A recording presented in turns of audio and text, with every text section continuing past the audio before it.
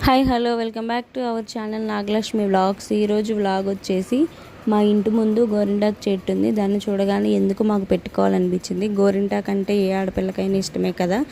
ఆ గోరింటాకు చూస్తే ఎవరైనా పెట్టుకోకుండా ఎలా ఉంటారు. ఆషాఢ మాసం కానీ శ్రావణ మాసం కానీ అలా ఏ మాసమైనా సరే ఎవరైనా పెట్టుకుంటారు. అందుకే మేము వెళ్ళి ఆ గోరింటాకుని అయితే కోసుకొచ్చుకున్నాం అనమాట.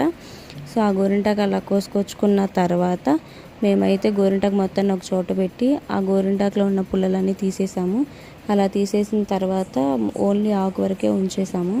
ఎందుకంటే పుల్లలు ఉంటే పెట్టుకునేటప్పుడు ఇబ్బంది అవుద్ది, మిక్సీలో మెదగదు కాబట్టి. సో ఈ ఆకు మొత్తాన్ని మేము మిక్సీ వేసుకుంటున్నాం. రోట్లో నూరుకోవడానికి టైం లేదండి, మా బాబుతో మాకు కుదరదు కాబట్టి మిక్సీ వేసేసుకుంటున్నాం.